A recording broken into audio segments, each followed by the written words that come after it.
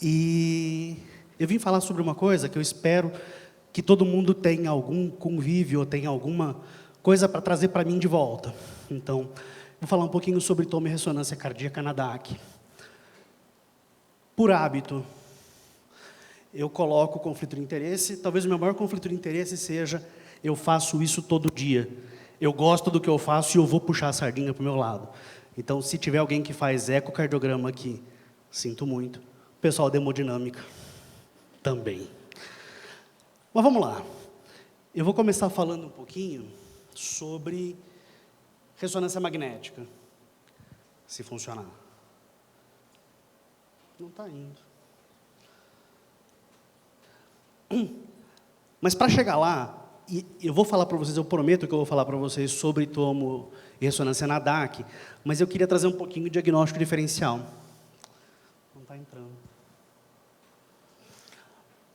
Quando a gente fala em doença cardíaca, a primeira coisa que a gente quer saber é qual é o risco de eu ter doença. E o cardiologista faz o arco reflexo de fazer score de Framingham. Todo mundo já fez isso, todo mundo sabe mais ou menos como ele funciona. Framingham, aquela cidadezinha perto de Boston, que fizeram uma coorte gigantesca que seguiu por muito tempo e que hoje a gente sabe que erra absurdamente. A gente trouxe o score de cálcio para trazer algo a mais nesse sentido. Poxa, eu não quero saber só risco, eu quero saber doença.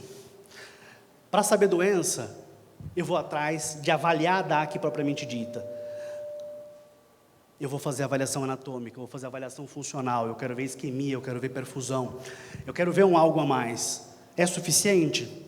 Talvez sim, talvez não. A gente vai discutir isso nesses próximos 3 horas e meia. O primeiro passo que eu quero saber, tenho doença cardíaca instalada. Quando tenho doença instalada, tenho doença isquêmica instalada, a primeira coisa que aparece é edema. Eu avalio o edema por ressonância magnética. E eu consigo avaliar edema por sequências específicas ou por uma sequência supermoderna, que é o mapa. Depois de instalado o edema, feito o infarto, eu tenho fibrose, eu tenho necrose. A necrose eu avalio pela técnica do realce tardio. Eu vou mostrar um pouquinho para vocês sobre isso. Pode ir passando. Eu vou mostrar isso para vocês na sequência. Pode ir passando direto. Eu consigo avaliar a fibrose por ressonância, eu consigo avaliar a fibrose por tomografia. Poxa, não é isquêmico, é outra coisa, é uma miocardite. Eu avalio miocardite também por ressonância. Eu vejo o edema aparecendo, eu vejo a inflamação acontecendo. O padrão de realce tardio é diferente, eu vou tentar pincelar isso rapidinho para vocês. Pericardite, a mesma coisa. Eu consigo avaliar muito bem por ressonância, eventualmente por tomografia, doenças de depósito, doenças inflamatórias como sarcoidose, amiloidose. Eu consigo avaliar também muito bem pelos métodos não invasivos. Pode passar. Pode ir passando, sem medo de ser feliz. E eu consigo avaliar tumores e trombos também pela ressonância magnética. Quer dizer, o espectro de avaliação da ressonância magnética e da tomografia me dá um aval dentro da doença cardíaca absurdamente grande. Mas a gente veio falar hoje sobre doença coronariana. Pode passar. A doença coronária não é uma doença tão simples assim. Tem muito mais para baixo do iceberg do que a gente está vendo para fora da água. E a gente vai tentar esmiuçar um pouquinho, desde lá de baixo da lesão inicial, por que método eu consigo avaliar melhor e aonde eu consigo chegar lá para fazer diagnóstico mais efetivamente. Poxa, será que eu preciso fazer um AIVOS para ter um diagnóstico precoce?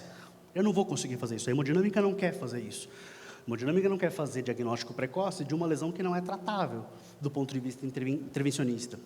Então, a gente vai atrás de avaliar desde as fases pré-clínicas às fases clínicas propriamente ditas. Então, eu tenho, na fase pré-clínica, passa para mim, algumas avaliações que eu consigo fazer, mas tendo defeito de perfusão, tendo alteração metabólica, tenho disfunção diastólica, tenho alteração segmentar, tenho disfunção sistólica, tenho alteração de eletrocardiograma, e talvez só lá na frente eu tenha dor torácica. Então, eu tenho uma cascata de problemas acontecendo e eu tenho que dar diagnóstico o mais precoce possível. Na fase pré-clínica de diagnóstico, eu tenho score de cálcio e angiotomografia como uma grande potência diagnóstica. Para as fases em que eu começo a ter alterações iniciais, as avaliações de isquemia, perfusão, estresse, me ajudam muito. Eu vou mostrar para vocês. As avaliações de disfunção, as avaliações segmentares, a cine-ressonância ela é espetacular nesse contexto. Vou puxar a sardinha e dizer que é um pouquinho melhor do que o ecocardiograma. Quando eu estou lá na ponta, avaliando já a dor torácica, a alteração eletrocardiográfica, eu quero saber qual é a extensão da doença miocárdica propriamente dita. E eu vou mostrar para vocês um pouquinho sobre o realce tardio. Então, a ressonância magnética, ela é extremamente complexa. Alguém já fez, todo mundo já fez ressonância aqui? Ou já viu uma ressonância? Ou já entrou na aparelho de ressonância? A melhor frase que eu já ouvi de um paciente foi: isso é test drive de caixão. Porque você fica dentro do aparelho, 30 minutos, 40 minutos, 1 hora, deitado, sem ver nada, sem ver mundo. Não é agradável. Mas para que serve isso? Então eu fico dentro de um dispositivo gigantesco, que me faz, por um campo magnético, alterar o funcionamento dos meus íons de hidrogênio, e essa alteração de como ele funciona, de como ele interage com o campo magnético e com esse aparelho que a gente coloca no tórax, que é a bobina, eu tenho a formação de imagem. Imagens que vão desde imagens mais simples até imagens que vão a imagens mais avançadas. Pode passar. Pode seguir. Algumas coisas eu quero chamar a atenção de cara. Primeiro, o magneto, o ímã gigantesco da ressonância, ele está sempre ligado. Então, não tentem entrar com o que não pode entrar na sala, porque a gente vai ter problema. Então, não pode entrar enceradeira, não pode entrar um leito hospitalar, não pode entrar qualquer coisa na sala, porque a gente vai ter problema. Se vocês já assistiram algum filme que aparece ressonância magnética, tenho certeza que vocês viram alguém ir lá no botão, desligou, ligou, desligou. Tem uma cena espetacular de um exterminador do futuro que eu acho linda, que ele fica desligando e ligando o ímã e o robô fica lá desmanchando, e isso não acontece. Então, lembra, poxa, eu estou indo lá com um paciente meu, se eu entro de relógio, o relógio vai para o beleléu. Eu já tive uma residente que perdeu um Apple Watch. Já perdi inúmeros cartões de crédito, porque entrar com a carteira no bolso, ele desmagnetiza o cartão, foi para o beleléu, ele está sempre funcionando. Além disso, eu preciso de um paciente adequadamente preparado. Se aquilo é test drive de caixão, claustrofobia pode ser um problema. Hoje, o nosso índice de cancelamento de exame por claustrofobia é perto de 2%, mas eu tenho que fazer o paciente sob anestesia geral. Não é sedado. Eu tenho que anestesiar o paciente para fazer o exame. E isso pode ser um problema. Alguns pacientes podem ter dispositivos que não são compatíveis com a ressonância. A gente pode discutir melhor sobre isso para frente. Eu preciso de um equipamento compatível com o que eu preciso fazer e eu preciso de uma equipe que esteja capacitada a fazer isso. Tendo isso, exame sucesso total. Importante para a gente na cardio, próteses valvares e estentes coronários, e hoje cada vez mais marca-passos, são compatíveis com o campo magnético. A única prótese valvar que não era compatível, mas eu não lembro a última que eu vi, era aquela prótese de bolinha. Os mais novos não devem nem saber do que eu estou falando. Eu vou dividir um pouquinho essa conversa sobre ressonância na maneira como a gente faz a aquisição do exame. Então, anatômica morfológica, funcional, perfusão e realce tardio. Eu vou começar com avaliação de anatomia. Passa por aí. Passar. Então, a avaliação anatômica da ressonância não inventou a roda. Primeira coisa que eu quero dizer para vocês, se vocês já viram um ecocardiograma, vocês já viram um longitudinal 2 câmaras, um 3 câmaras, um 4 câmaras, um eixo curto do ventrículo esquerdo, que eu estou cortando desde lá de cima do plano da válvula mitral, até lá a pontinha do coração. Com essas imagens, eu estou dando para o clínico, eu estou vendo a imagem, me mostrando absolutamente todos os segmentos e alguma coisinha de aparelho valvar, de aorta, ventrículo direito, e algumas coisas que o ecocardiograma talvez tenha alguma dificuldade. Então, eu consigo avaliar ventrículo direito de uma maneira bem mais eficiente do que o eco consegue avaliar sem as técnicas mais modernas em 3D. Como é que eu avalio fração de ejeção? Eu avalio fração de ejeção fazendo cortes da base do coração, do plano valvar até a ponta do coração. Então, ele me dá cortes e o segmento endocárdio, epicárdio, endocárdio, posso até marcar o epicárdio do ventrículo direito. Muito bonita essa imagem, muito legal isso, mas para que serve ela? Eu vou desenhar cada um desses planos, passa para mim. E eu vou desenhar endo, epi, VD. Pode passar? E se eu desenho isso, eu formo uma moedinha que tem uma área, tanto do ventrículo direito quanto do ventrículo esquerdo. E aí eu trago a primeira informação extremamente importante, que eu não tenho nenhum outro método que me dá. A acurácia em fazer essas medidas, tanto do VE quanto do VD. A ressonância me dá essa potência de avaliação. Pode passar. Se eu tenho uma área e eu sei a altura do meu corte, eu tenho um volume. Se eu junto todos esses volumes, eu tenho o volume de uma cavidade ventricular. Passa para mim. Se eu tenho o volume da cavidade, eu tenho o volume diastólico, eu tenho o volume sistólico, a diferença disso é a fração de ejeção.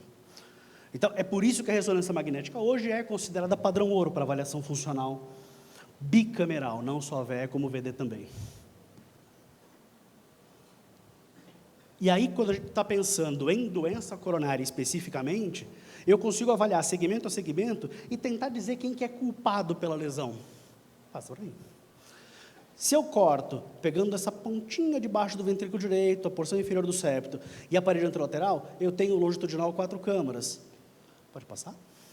Se eu tenho um corte daqui de cima até aqui embaixo, parede anterior e parede inferior do ventrículo esquerdo, eu tenho o longitudinal 2 câmaras. Se eu pego a aorta saindo do ventrículo esquerdo, aqui para cima, eu tenho o 3 câmaras, ou via de saída do ventrículo esquerdo. E é muito legal eu ter essa informação, porque o eco fala igual, a cintilografia fala igual, a ressonância fala desse jeito, na tomografia eu posso falar desse jeito também, e a gente se conversa muito bem. E aí eu defino muito bem, em cima do famoso mapa polar, que artéria está responsável por cada parede. Então eu tenho, de todos os segmentos, de basal a apical, septo, anterior, lateral, inferior, eu tenho que artéria é responsável por que ramo. Descendente anterior, estes segmentos, então, parede anterior e parede anteroseptal. A coronária direita, esses segmentos, pegando porção inferior do septo e... mais um. E a circunflexa pegando a parede anterolateral, parede lateral e, eventualmente, maior ou menor território de acordo com a dominância ventricular. Pode passar. A avaliação segmentar na ressonância, ela é muito tranquila de ser feita. Então, a avaliação funcional com foco na doença coronária é para tentar dar resposta. É uma contratividade normal? Eu tenho uma hipocinesia, nesse caso uma hipocinesia difusa, eu tenho uma hipocinesia segmentar, ou eu tenho uma região que tem um movimento de cinético, uma ponta do coração que movimenta contra o resto. Isso, para a gente ver na ressonância, ela é muito fácil. Não só é fácil, mas o exame que eu dou com esse diagnóstico, a Mari também vai dar. A Marli vai dar, o Rochite vai dar. Então, quem olhar esse exame vai ter essa reprodutibilidade de avaliação com uma eficácia extremamente alta. Então, a gente consegue dar diagnóstico, e esse diagnóstico ele é extremamente confiável. Mas talvez ele não seja suficiente, eu quero saber mais. Para eu saber mais, eu preciso de contraste.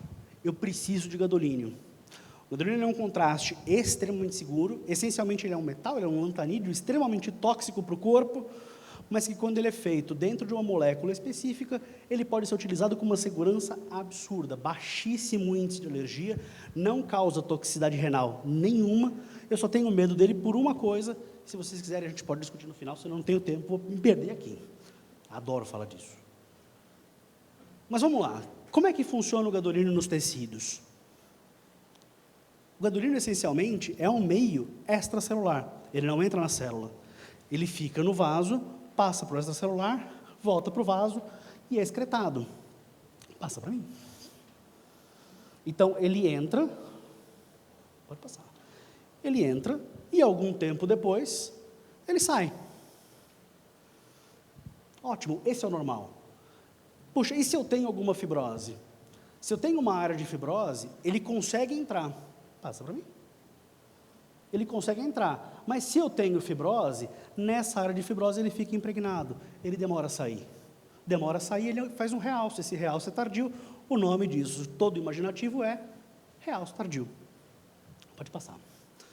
Na prática, quando eu estou vendo isquemia, eu tenho uma perfusão homogênea, eu vou chamar isso de normal.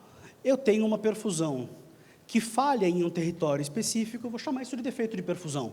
Então, na primeira passagem de contraste, defeito perfusional. Tardiamente, o contraste entrou, saiu, mas ficou retido numa área específica.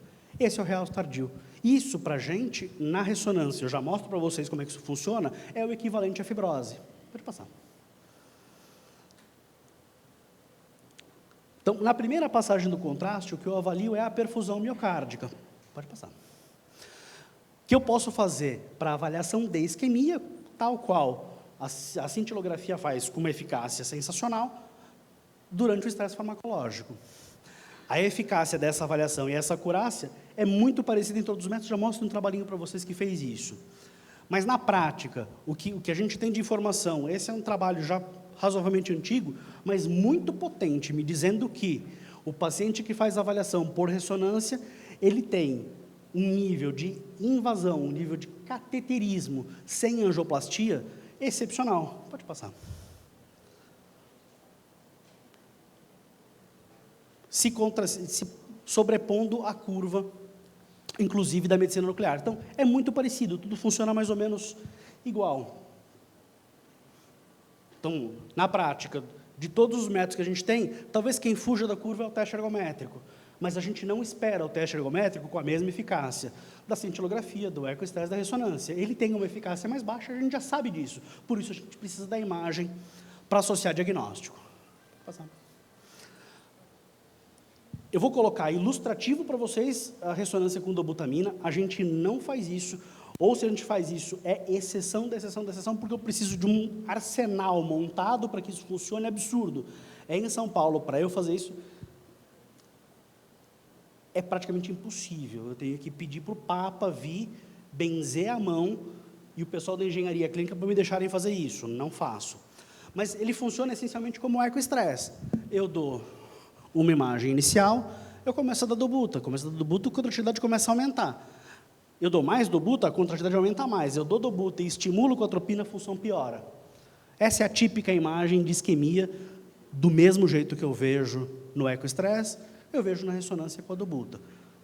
Falei isso? Esqueçam que eu falei isso, isso não existe. Passa adiante. O que a gente faz de rotina é a avaliação com vasodilatador, ou dipiridamol ou adenosina, 99% dos serviços com dipiridamol. E o que a gente vê é muito típico. Então, na imagem de repouso, eu vejo o contraste chegando no ventrículo direito, chegando no ventrículo esquerdo, ele pinta todo o músculo homogeneamente, e isso quer dizer que é uma perfusão normal. Aquela primeira imagem vermelhinha que eu tinha mostrado desse lado, na imagem da perfusão. Poxa, como é que funciona a isquemia? A isquemia é simples.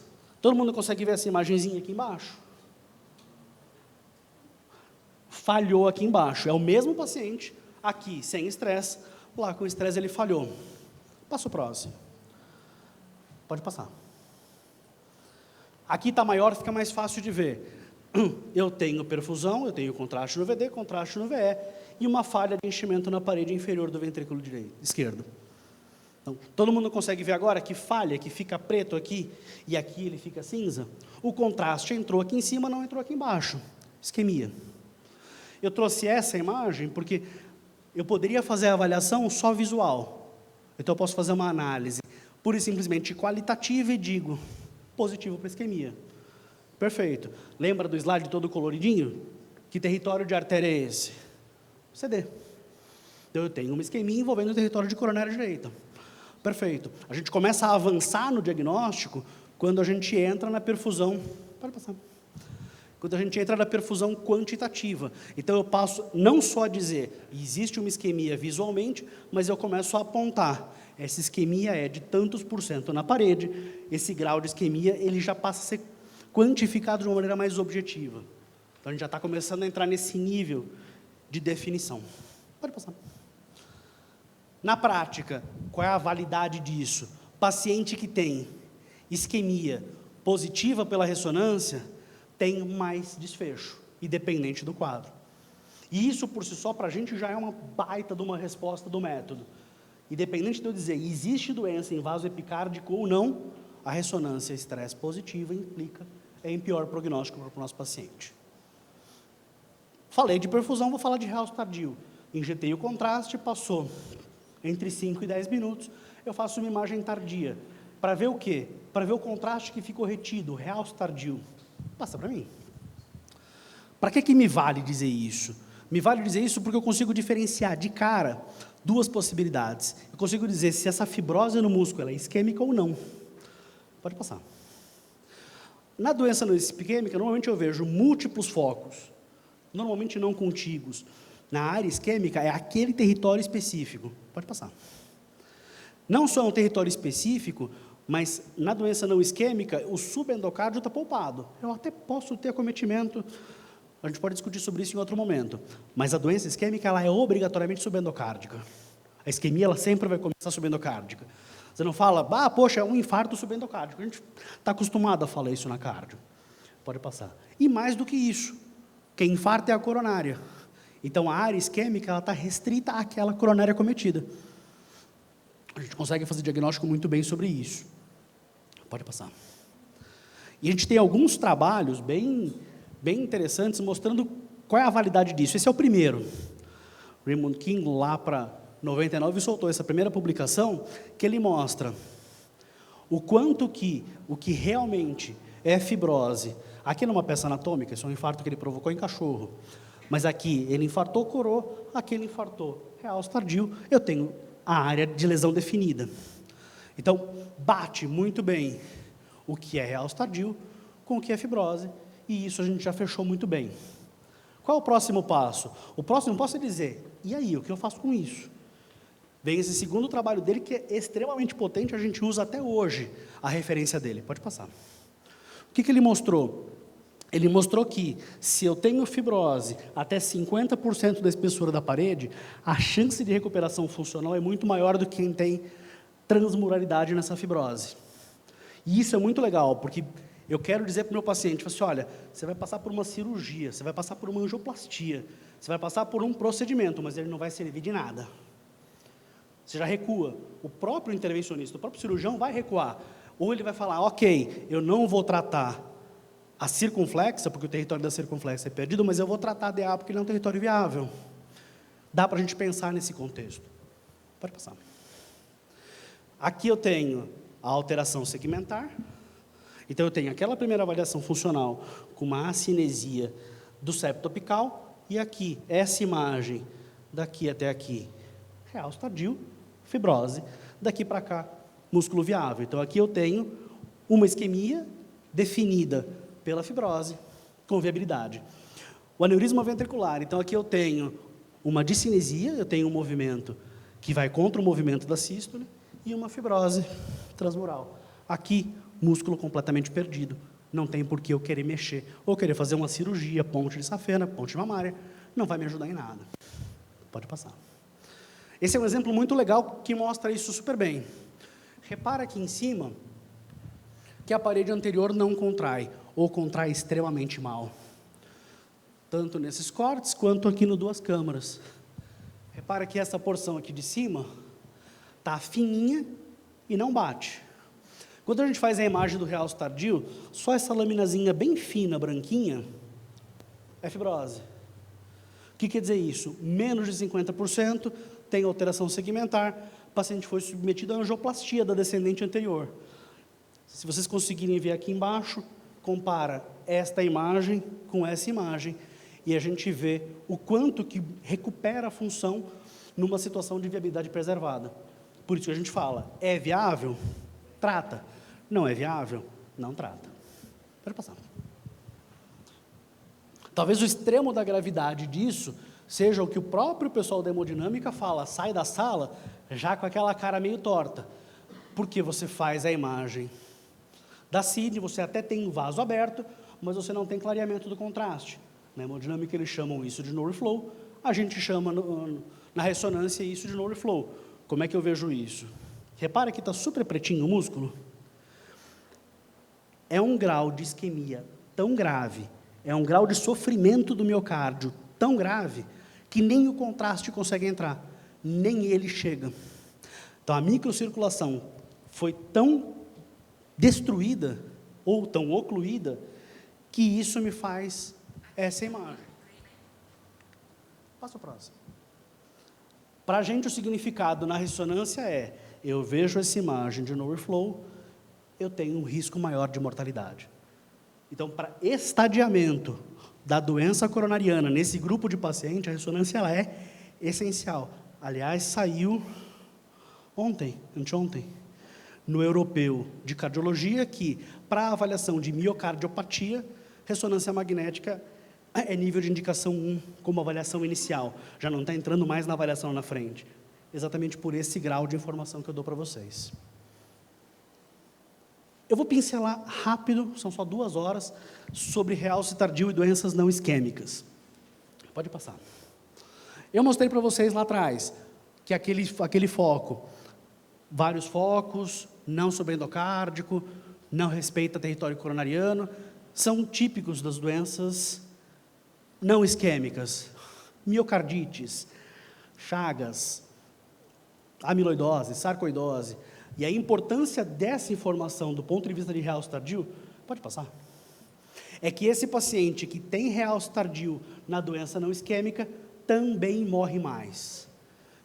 Por qualquer que seja a causa, vai variar um pouquinho a graduação do que eu vou chamar de importante, mas se eu tenho, por exemplo, um paciente com cardiomiopatia hipertrófica, com alta carga de fibrose, eu vou ter uma maior mortalidade, um maior risco de arritmia ventricular, por exemplo.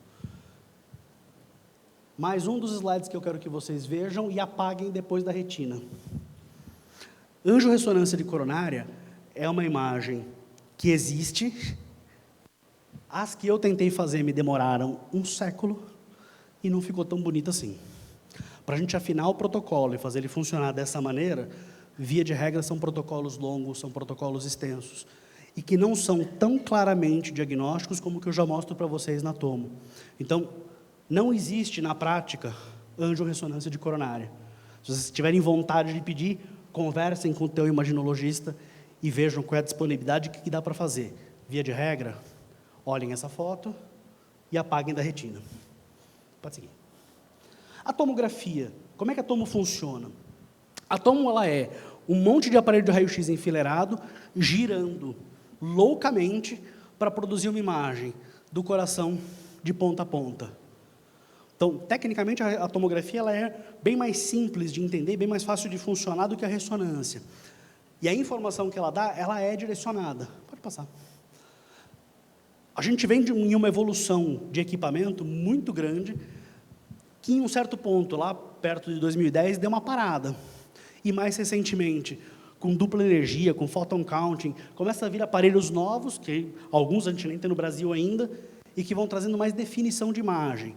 Na prática, com aparelhos 64, 128, 160 canais, a gente tem diagnósticos excepcionais. Pode passar. Em que eu consigo avaliar uma gama de alterações, uma gama de coronária excepcional. Pode passar. Vou voltar a falar de coronária. Eu vou falar de coronária de novo, eu vou falar de novo. Scott Framingham. Dá para confiar plenamente no Scott Framingham? Pode passar. Aí eu trago para vocês 2 figuras. Vocês já viram essa imagem em algum lugar, não? Vocês conhecem essas duas figuras? Então não vou nem falar, porque esse cara é Jim Fixx, esse cara era o blogueirinho dos anos 70, fitness, foi o cara que popularizou corrida de rua. Vocês conhecem o charutudo lá do lado? Churchill. Se você olha para a foto, você fala, esse cara vive para sempre, e por que esse cara está vivo? Certo? Pode passar. Fixx morreu de infarto correndo na rua, Churchill morreu aos 90 de AVC. Pode passar. Vou atualizar. João Paulo Diniz morreu, teve uma morte súbita, ninguém sabe direito se é uma hipertrófica, se é uma cardiopatia ritmogênica, e o Jô viveu até lá na frente e morreu de sepse. Um morreu do coração, o outro não. A gente olha para a pessoa e fala, errei. O Framingham, ele dá essa informação, ele erra. Para tentar auxiliar no diagnóstico do Framingham, pode passar. A gente vem com o score de cálcio. E o score de cálcio, pode passar. O score de cálcio, ele vem subindo a curva e jogando todos os outros métodos. O que vocês quiserem me falar, ele joga para baixo na classificação de risco. Ele joga espessamento médio intimal, ele joga homocisteína, ele joga PCR, ele bate na trave com história familiar para a mulher, mas ele é extremamente potente em predizer risco. Pode passar. A conta é mais ou menos essa. Isso tudo que o score de Gauss consegue fazer. Ele consegue me ver melhor o coração com o hazard ratio de uma faixa altíssima. Então, ele é excepcional para predizer risco. Pode passar. Para quem? Para paciente assintomático. É um exame que, em sala, se demorar mais do que 3 minutos, o técnico está enrolando o dono da clínica.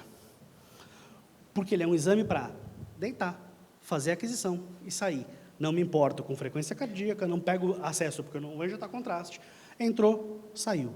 Extremamente rápido. Ele pega pacientes do risco intermediário de Framingham e ele me requalifica o paciente de uma maneira excepcional. Como é que a gente pontua ele? Hoje, na nossa diretriz brasileira, está lá, de 0, depois até 100, até 400, até 1.000 e maior do que 1.000. Tudo isso para dizer que quanto mais cálcio, mais risco. Pode passar. E o que a gente usa ele, efetivamente, eu pego aquele paciente que eu tenho um Framingham, que não é baixo, mas também não é estourado alto, e eu pego esse paciente e falo, puxa, o score de cálcio dele é 0. Ele funciona muito mais como um paciente de baixo risco. Não, eu pego aquele paciente de 40 e poucos anos, tabagista, com LDL meia boca, com HDL meia boca, uma pressão meia boca, ele fica ali no meio do caminho do Framingham. Poxa, será que ele é alto risco? Será que ele é baixo risco? Eu pego um score de 300, ele pula automaticamente para as faixas de risco maior. Ele vai morrer mais. Pode passar. E ele vai morrer mais, não só de doença coronária. Pode passar. Ele morre mais, e quanto maior o score, eu vejo ele morrendo mais, não só de doença coronária, mas de tudo. Então, essa faixa, paciente idoso, com um score maior do que 1.000, ele morre mais de tudo. De câncer, cerebrovascular, ele morre mais de tudo. Eu consigo estratificar, inclusive, para esse lado. Pode passar. Em todas as faixas de score, em todas as faixas etárias, para homem e para mulher. Esse é o peso e esse é o poder do score de cálcio. Ele consegue me predizer qual é a encrenca. Pode voltar. Aí, problema. Em paciente sintomático, ele pode não detectar aquela placa que não tem cálcio, mas pode ter uma obstrução grave. Ele não tem esse poder. Então, a potência dele, do ponto de vista individual, daquele paciente, de achar uma lesão grave num quadro sintomático, talvez não seja tão grande assim. Pode passar. Por outro lado, se eu tenho um paciente com score 0, eu afirmo que ele não tem doença coronária. Do ponto de vista de risco, não do ponto de vista de lesão. De risco, ele é baixo risco. E o paciente que tem cálcio positivo, não estou injetando contraste, não estou dizendo que ele tem obstrução, mas eu consigo dizer, ele tem cálcio, ele tem doença coronariana. Como é que a gente entende isso? Esse paciente precisa tomar mais estatina, esse paciente precisa controlar metas, não só lipídicas, mas glicêmicas, pressóricas, modificação do estilo de vida, e a gente tem evidência científica que mostra que o médico adere melhor a dar remédio e o paciente adere melhor a tomar. Ponto positivo para o score. Passa adiante. Mas a gente falou de risco cardiovascular, eu não quero saber só de risco, eu quero saber de doença. Como é que a gente define doença cardiovascular? Pode passar. Pode ir passando, direto. A angiotomo me dá a possibilidade de avaliar a anatomia, avaliar paciente ou com sintoma ou com exame que conflita. Todo mundo já teve um paciente na vida que escutou assim, poxa, ele fez um teste ergométrico, deu positivo, mas ele nunca teve nada. Ou, poxa vida, ele fez um teste ergométrico, uma semana depois infartou. Todo mundo já escutou pelo menos uma história anedótica dessa. A tomografia serve para tentar ajudar nesse tipo de paciente. Pode passar. A gente vê placa, a gente determina a gravidade, a extensão, o tipo de placa. E, no final das contas, a gente sabe dizer a gravidade da doença. O meu paralelo sempre é, se eu tenho um paciente que fala, você tem câncer, o que ele quer saber? Aonde está? Tem metástase? É ruim? A tomografia me dá essa resposta. Ele vai estadiar a doença coronária de uma maneira extremamente eficiente. Pode passar. E eu preciso trazer uma imagem linda de angiotomo. Isso é o que a gente espera no final de um exame. A avaliação do vaso, a avaliação de anatomia, a avaliação de como está cada ramo, tanto do lúmen quanto do extra-lúmen. Pode passar.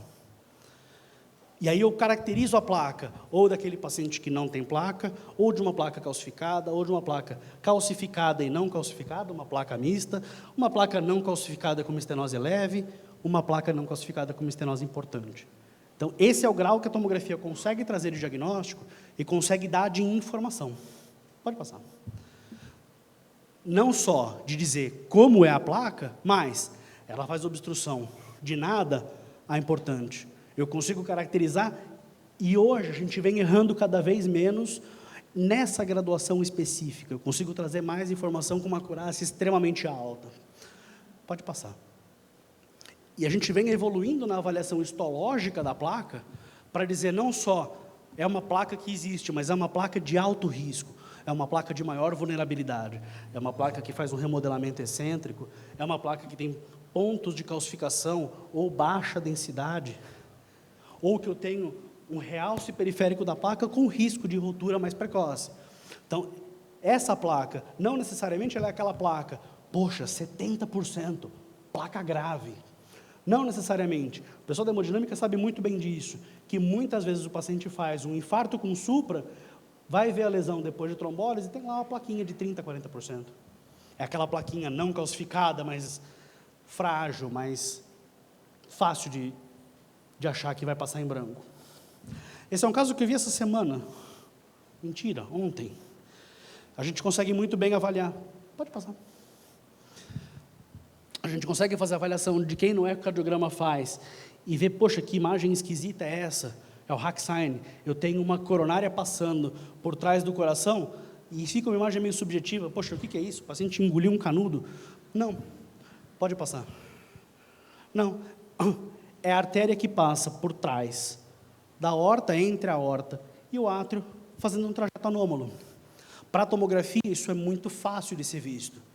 Vou contar a vantagem de novo em cima da hemodinâmica. Eu sei que eu sou minoria. Mas a tomografia tem essa capacidade de avaliação tridimensional que me permite fazer esse grau de avaliação, de ver o trajeto anômalo do vaso, o que facilita muito de determinar como as coisas estão indo. Pode passar. Esse é um trabalho que mostra, pode passar, que quanto mais placa, independente do tipo, maior o risco, maior o número de eventos, maior o número de intervenções que o paciente vai passar, tanto das placas não calcificadas, como das placas mais densamente calcificadas. Casinhos rápidos. Esse é um paciente que eu fiz exame já tem algum tempo, mas super comum de aparecer no consultório do cardiologista. É um atleta, o paciente ia correr a maratona em Buenos Aires, e para correr a maratona de Buenos Aires, ele tinha que levar uma declaração de um cardiologista que ele podia correr a maratona. O que o cardiologista fez? Faz um teste ergométrico, vai embora, não me enche as paciências. Ele foi, fez o teste ergométrico, esse é o teste ergométrico. Ele fez um teste ergométrico que deu positivo, e aquele positivo com gosto, que o cara que laudou o teste falou, esse eu peguei. O paciente assintomático corria a maratona. Veio fazer angiotomo coronárias absolutamente normais. Falso positivo no teste ergométrico. É incomum isso? Não. Acho que durante a minha semana, se eu não faço uns 30% do exame por isso, estou doido. É o nosso maior volume. Pode passar. Mas eu consigo ir além. Eu consigo avaliar os enxertos de uma cirurgia. Então, eu tenho uma ponte de safena, tem um umbiguinho aqui. Isso é um ósseo de safena ocluído na origem dele na aorta, e aqui descendo para a descendente anterior, a mamária. Nesse caso de cá, eu tenho uma safena, essa era uma correção de uma coronária anômala. Se vocês olharem essa bolsinha, o paciente fez um pseudoaneurisma na anastomose da safena. A gente consegue avaliar isso com uma tranquilidade tremenda. Não vou falar que eu me sinto 100% tranquilo em falar isso, a gente consegue ver bem stent. Alguns stents são mais difíceis de ver, depende da malha, depende do tamanho do stent. Limita um pouquinho a avaliação, mas eu consigo vê-los, via de regra, sem grandes problemas. Para usar na sala de emergência, talvez seja o método para a gente escolher daqui para frente. Por quê? Esse é um caso bem legal. É uma senhorinha de... Senhorinha não, né? É a minha idade. 46 anos. Na época ela era senhorinha.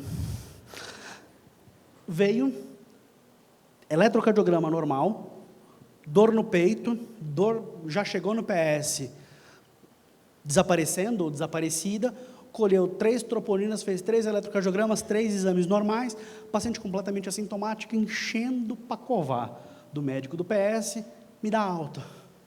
Já estou aqui há 6, 8, 12 horas, você me colheu um monte de exame, fez um monte de coisa, está tudo normal, me manda embora. Não feliz, volta para mim. Não feliz, a gente viu essa lesão na descendente anterior. Paciente com dor, com exames de PS tranquilos, mas com uma lesão grave em DA. O paciente sai da tomografia para o laboratório de hemodinâmica para angioplastia primária. Ou para angioplastia, vou chamar de primária. Certo? Nesse contexto de avaliação em PS, a gente tem alguns trabalhos bem robustos me mostrando, pode passar, que na prática, tanto a tomo quanto qualquer outro teste funcionam muito bem do ponto de vista de determinar quem faz intervenção ou não, pode passar? Mas mais do que isso, que esse trabalho mostrou, pode passar, é que quem faz angiotomo no médio e longo prazo tem uma sobrevida um pouco melhor sem evento. Poxa, que estranho, eu falei que o paciente que faz tomo e faz medicina nuclear ou faz ergométrico, tem mais ou menos a mesma sobrevida de imediato. Por que muda lá na frente? Eles fazem essencialmente o mesmo número de intervenção, fazem o mesmo número de angioplastias, fazem o mesmo número de cirurgias, mas passado o tempo, quem fez tomo tem menos evento do que quem fez outra coisa. Vocês conseguem imaginar o que acontece aqui?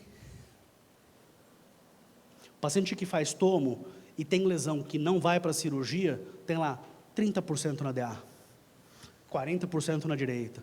Tem uma lesão que não vai para a angioplastia, que vai ficar em tratamento clínico, mas ele ganha uma coisa que o outro não ganha: remédio. Se ele sabe que ele tem placa, ele trata a placa, ele trata a doença aterosclerótica. No curto prazo, não muda muita coisa, no longo prazo muda. Essa foi a grande vantagem da tomo. Uma curva gigantesca para falar a mesma coisa. O futuro da tomo vem para a avaliação do FFR. Da mesma maneira que a hemodinâmica avalia o FFR invasivo, pelas milhões de técnicas que pode avaliar, a tomo também começa a fazer essa avaliação com uma acurácia bem parecida. Pode passar. Então, eu consigo avaliar a placa, avalio o grau de estenose, pode passar? E eu consigo determinar, em regiões específicas, nas regiões que eu vou ter interesse em olhar, qual é o grau de variação do FFR, e eu vou fazer o paralelo exatamente igual ao que a gente está acostumado a ver da hemodinâmica. O nosso ponto de corte é exatamente os mesmos 0,8. Pode passar. Então, eu tenho, esse é um caso bem legal, eu tenho o FFR não invasivo da tomo, junto com o FFR invasivo do CAT, os dois batendo essencialmente o mesmo número. Então, a gente consegue fazer essa avaliação e talvez com uma perspectiva futura a gente tenha um bom caminho para seguir nesses pacientes. Para que serve isso? Eu tenho lá um paciente com uma lesão, 50%, 60%. Poxa, é 50%, 60% bom ou 50%, 60% ruim? A variação do FFR com essa queda na curva me pode querer dizer que isso seja uma lesão mais importante do que só a luminografia me mostra. Pode passar. Agora eu prometo que eu acabei. Mas só para a gente não esquecer do que a gente comentou hoje. O score de cálcio, para paciente de risco intermediário, assintomático, substratifica muito bem o nosso paciente. A angiotomo, ela é excepcional para descartar a doença. Excepcional. Ela avalia e estratifica a DAC. Ela me dá exatamente para onde a lesão está indo e para onde o nosso paciente está indo. Não substitui CAT. Saiu feio isso. Não substitui o CAT. O paciente é alto risco, tem que fazer o cateterismo. Eu não vou tirar um paciente com supra, tirar o paciente do supra, fazer uma tomo. Poxa, tem lesão? A DEA está fechada. Vamos levar ele para o CAT. Isso não existe. O paciente é alto risco. O paciente tem uma cintilografia positiva, tem dor, é alto risco, ele não tem que fazer tomo. Ele tem que ir para o laboratório de hemodinâmica. Mas, aquele paciente normal que não tem nada, ele não precisa ir para a hemodinâmica e fazer um exame desnecessário. Ele pode fazer um exame desnecessário com a gente. A ressonância magnética. em isquemia, ela equivale aos outros métodos, funciona da mesma maneira, eficácia da mesma maneira, mas dá para a gente essa resposta do diagnóstico diferencial com uma potência extremamente alta. Acho que era isso. Obrigado, gente.